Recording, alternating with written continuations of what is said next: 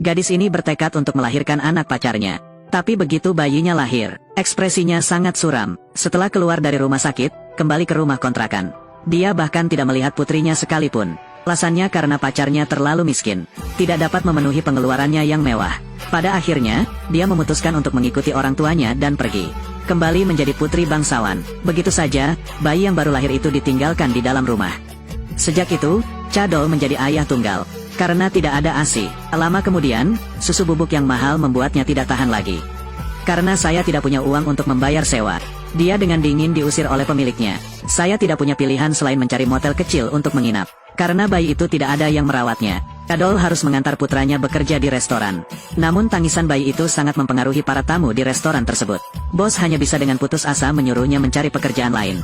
Ketika Cadol kembali ke motel, sang induk semang melemparkan barang bawaannya keluar pintu.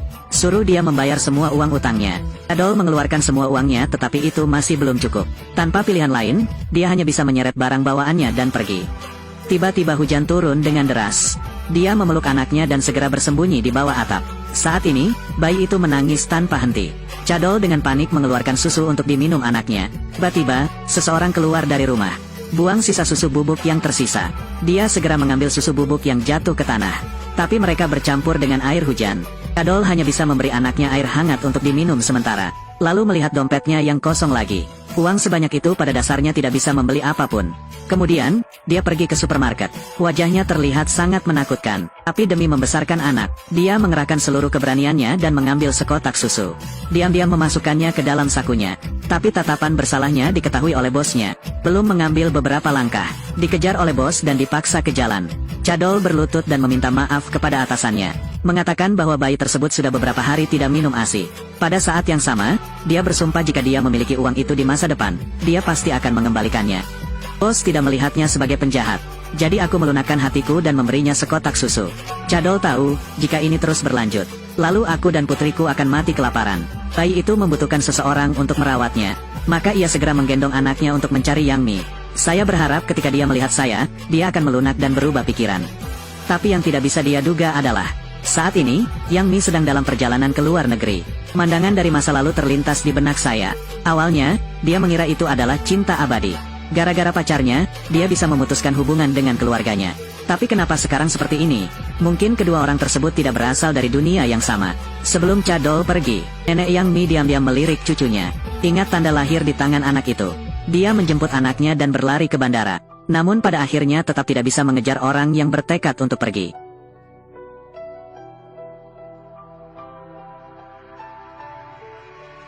Cadol membawa putrinya menyusuri jalan.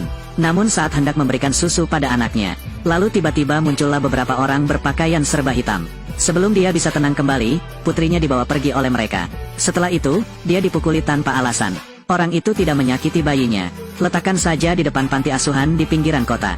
Dan orang di balik semuanya adalah ayah Yang Mi. Dia takut, Cadol nantinya akan menggunakan bayi itu untuk melecehkan Yang Mi. Oleh karena itu, meskipun itu adalah cucu saya, dia juga dengan kejam menghilangkannya. Cadol panik dan berlari ke kantor polisi untuk melaporkan berita tersebut. Tapi yang ada hanya foto, tidak ada akta kelahiran. Oleh karena itu, polisi tidak bisa mengajukan perkara. Polisi bertanya kepadanya apakah dia bermusuhan dengan seseorang. Atau mungkin ibu anak itu membawanya pergi. Cadol tahu, Yang Mi telah pergi ke luar negeri. Tersangka terbesar jelas adalah ayahnya. Dia marah dan berlari ke rumahnya untuk meminta anaknya. Namun pihak lain menolak mengakuinya. Dia mendorongnya ke jalan. Cadol berlutut di tanah, berusaha keras untuk mengemis. Tapi dia sangat membencimu, bahwa kamu menghancurkan hidup putrinya. Bayi itu adalah satu-satunya motivasi hidup Cadol. Dia pergi siang dan malam membagikan brosur di jalan untuk mencari anaknya. Namun hingga akhir masih belum ada kabar mengenai putrinya. Tubuhnya tidak tahan lagi shock, dia pingsan di jalan. Tak lama kemudian, putrinya diadopsi oleh istri Taipan tersebut. Namun takdir selalu menggoda manusia. Hari itu, nenek Yang Mi datang ke rumah wanita itu untuk berkunjung. Melihat anak itu diadopsi, segera menyadari tanda lahir di tangannya.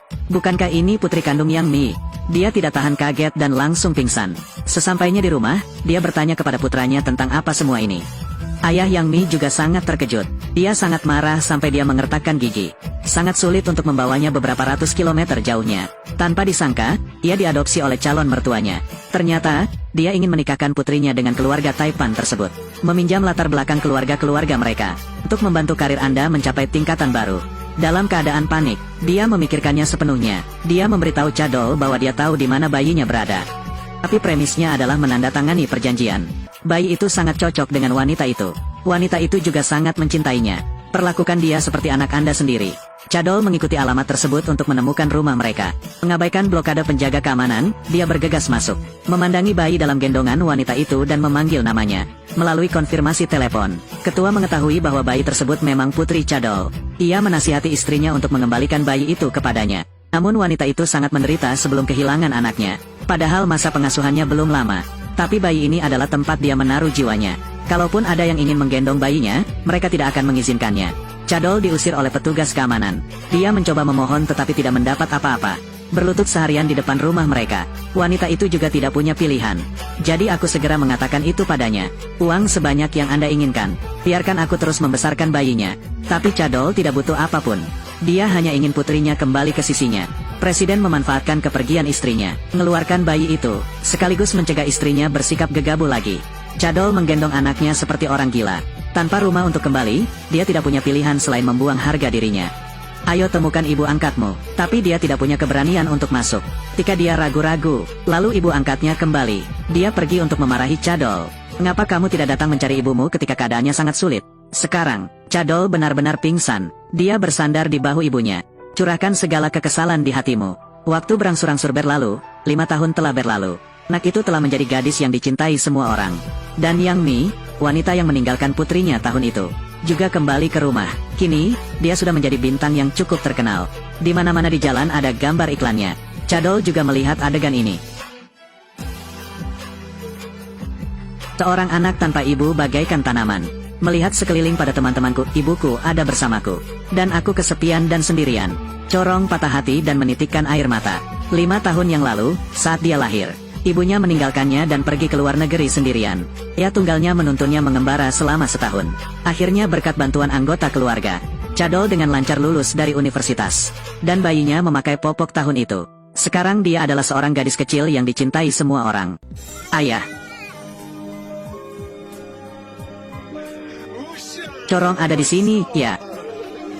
Putri, ayah telah lulus. Hakikat, seluruh keluarga bisa hidup bahagia. Namun takdir selalu menggoda manusia. Wanita itu menyerahkan anaknya tahun itu. Lah kembali, tanpa diduga, adik Cadol tidak sengaja melihatnya. Memikirkan penderitaan yang harus ditanggung adik laki-lakiku beberapa tahun ini. Dia ingin melampiaskan amarahnya pada adik laki-lakinya. Jadi dia bergegas menarik rambut Yang Mi. Baru setelah rambut Yang Mi menempel di tangannya, dia berhenti. Sebelum pergi, dia memperingatkannya untuk menjauh dari Cadol. Setelah melampiaskan amarahnya, dia dengan senang hati pergi. Meninggalkan Yang Mi duduk kaku di lantai tidak tahu harus berbuat apa. Berkat perawatan ayahku yang cermat, Corong masih muda namun memahami banyak hal sehingga membuat hati orang terluka.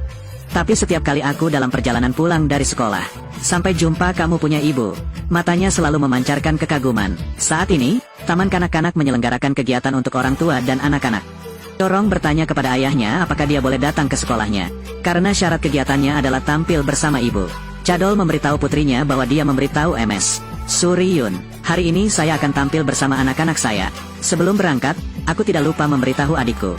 Ingatlah untuk pergi ke Taman Kanak-kanak pada jam 9. Setelah mengantar Corong ke sekolah, Cadol baru bergegas menuju wawancara kerja resmi pertamanya. Tanpa diduga, adikku mabuk tadi malam. Tidur sampai hilang waktu. Corong memandang teman-temannya, semuanya membawa ibu mereka bersama mereka. Dan aku kesepian. Gadis kecil itu patah hati dan menitikkan air mata. Guru tidak bisa menelepon Suriyun. Saya hanya perlu menelepon Cadol. Tapi sekarang gilirannya untuk wawancara. Ketika kamu tahu putrimu menangis, Cadol takut Corong akan terluka. Jadi saya melewatkan wawancara penting untuk pergi ke Taman Kanak-kanak. Ketika aku melihat putriku, gadis kecil itu sedang duduk sendirian di sudut. Aku benci kamu, aku benci ayah.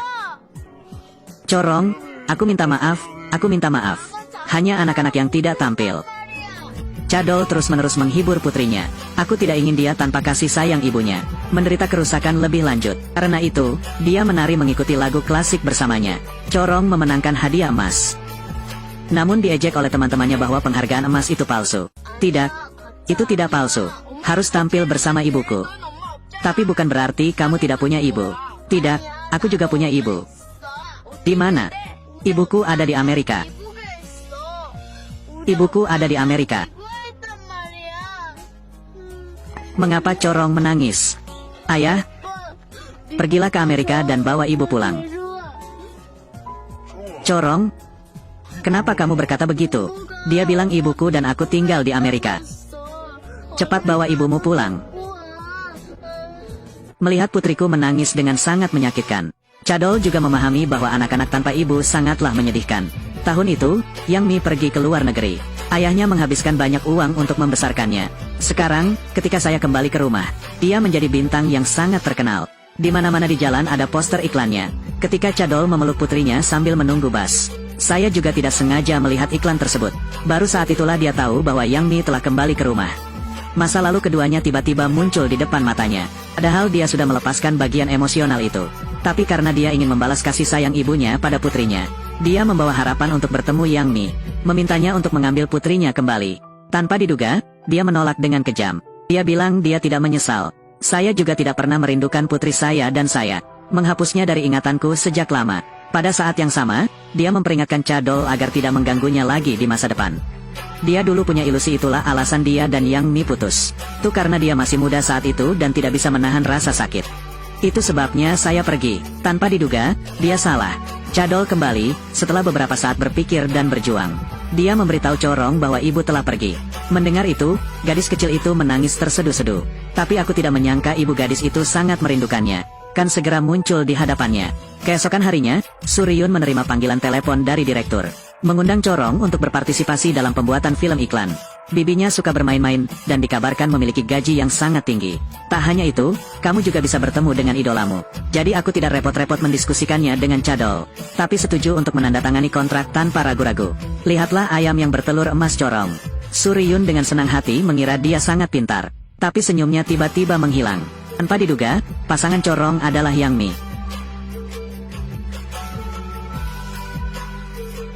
Wanita tahun itu menelantarkan anak kandungnya. Telah kembali ke rumah. Putri dia, kini telah menjadi seorang gadis kecil yang cantik. Dia juga menjadi bintang terkenal. Namun takdir selalu menggoda manusia. Yang Mi pergi syuting. Saya tidak berharap dia bertindak dengan saya. Adalah putri kandung. Suryun melihat dan mengenali Yang Mi. Dia sangat takut sehingga dia menutup mulutnya. Buru-buru mencari sutradara untuk membatalkan syuting. Namun sutradara bersikeras tidak setuju. Mengatakan bahwa setelah kontrak dibatalkan, Anda harus membayar 5 kali lipat jumlah pelanggaran kontrak.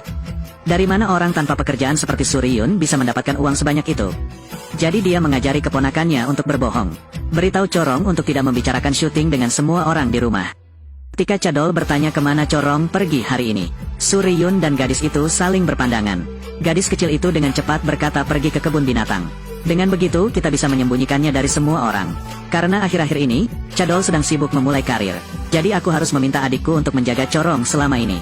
Ini baik dan benar untuk Suryun. Jadi dia setuju dengan tegas. Hari itu, di kamar mandi kru film, dia tidak sengaja bertemu ibu Yang Mi.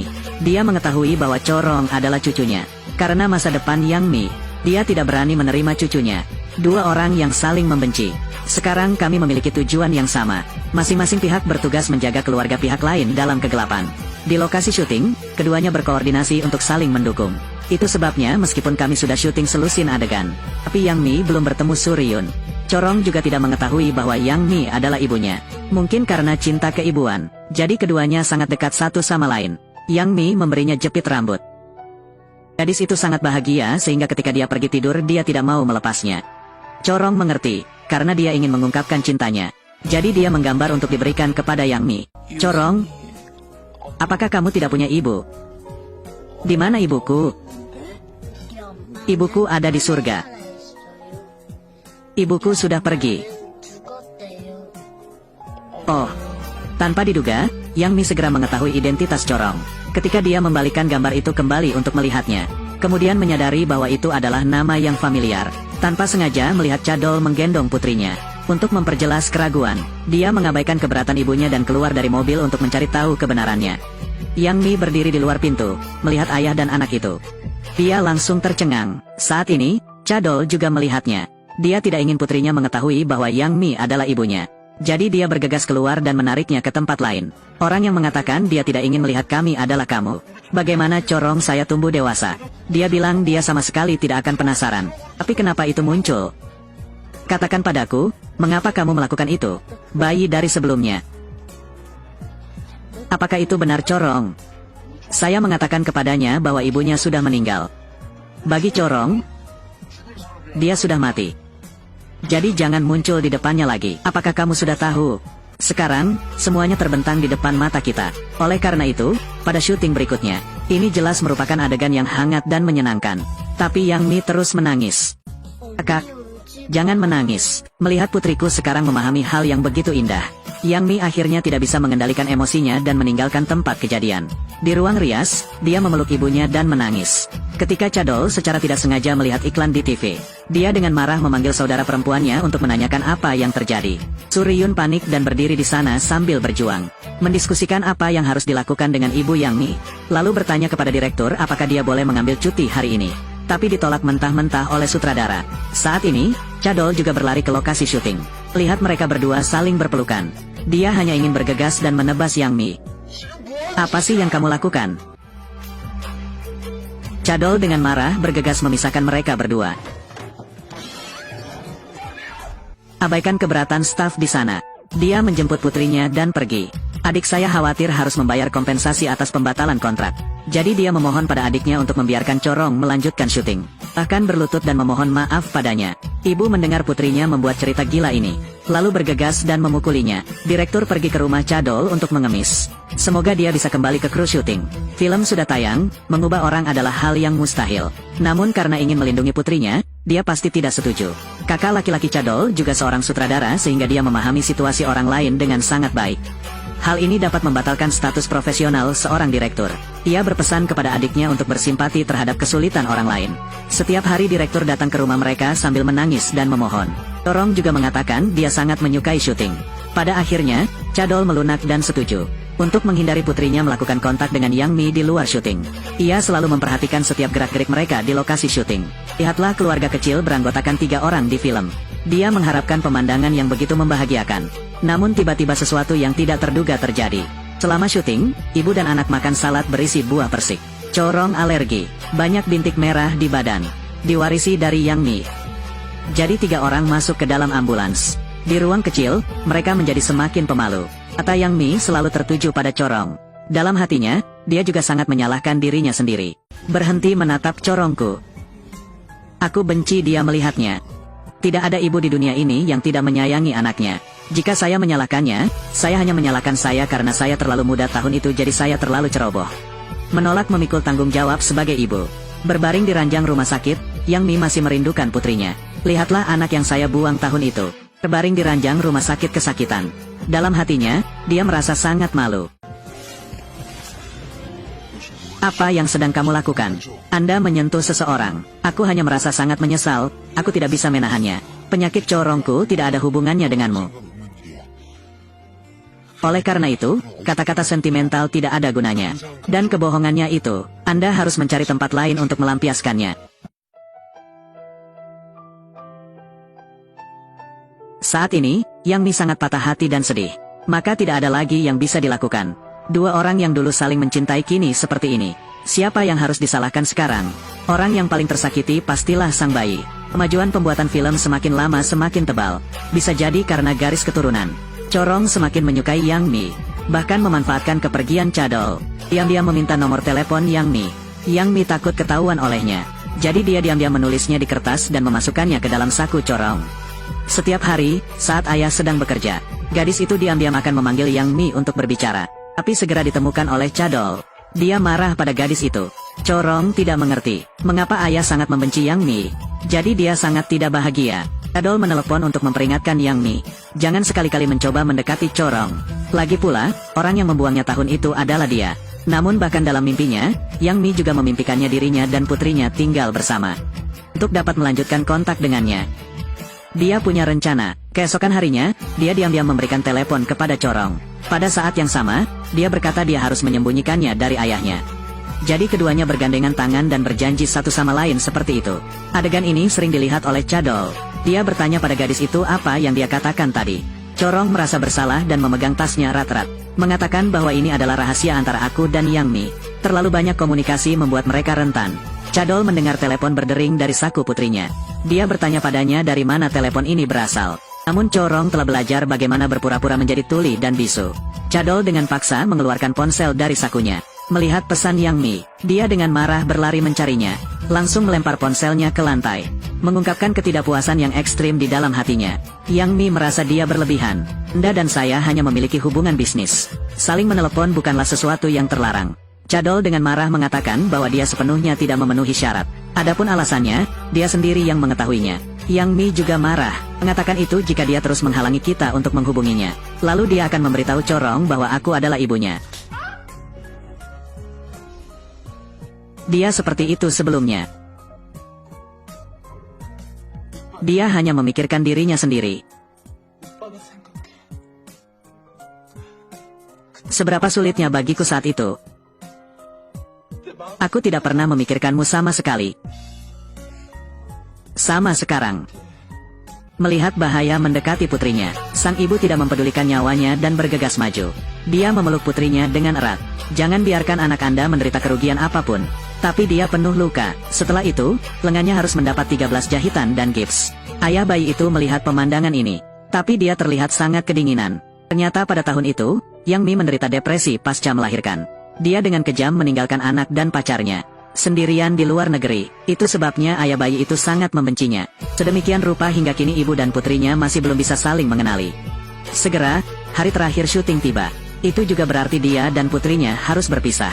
Melalui kontak satu sama lain. Bisa juga karena faktor keturunan. Gadis itu mulai memiliki perasaan yang mendalam terhadap Yang Mi. Kakak, bisakah kamu menjadi ibuku?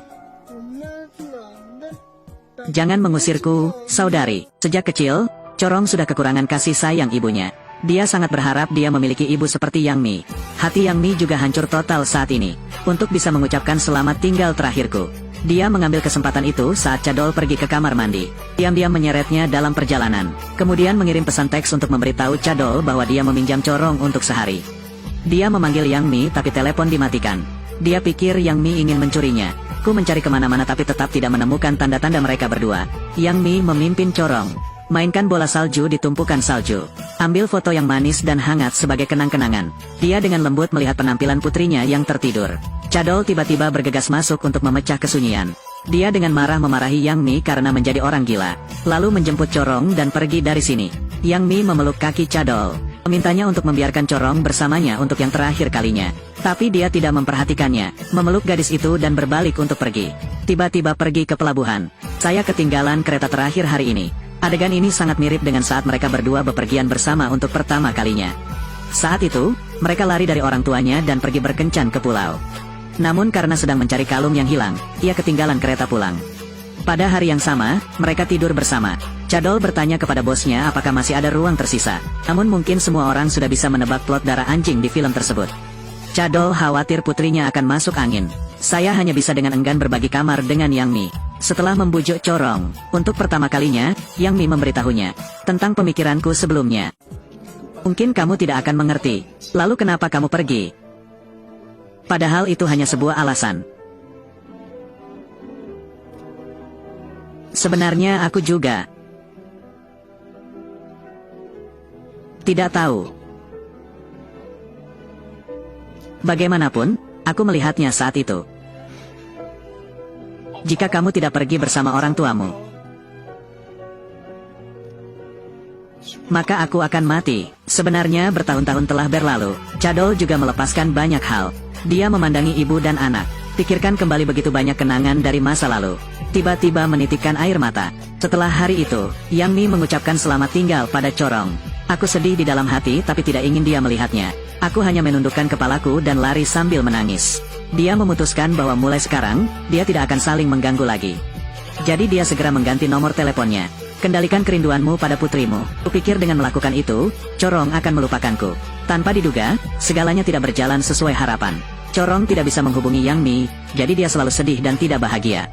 Hari itu, gadis itu menyelinap keluar dari taman kanak-kanak. Sembunyikan ayahmu dan naik bus. Hanya karena aku sangat merindukan Yang Mi. Karena Corong biasa berakting di film. Jadi seorang penggemar mengenalinya, minta bantuan orang itu.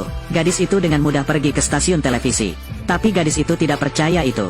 Wanita yang selalu aku rindukan adalah ibu kandungnya, dan Yang Mi juga telah memulai hidup barunya.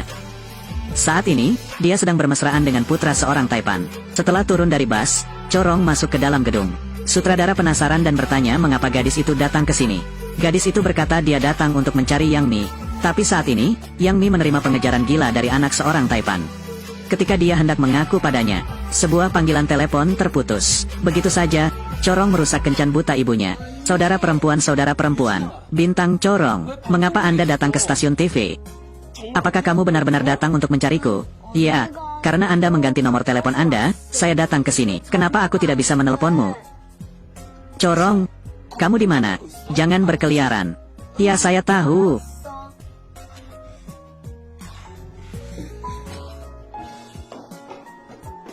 Dia adalah seorang anak yang tidak memiliki kasih sayang ibunya sejak kecil. Ayahnya terus memberitahunya bahwa ibunya sudah meninggal. Tapi yang jelas ibu kandungnya ada tepat di hadapannya.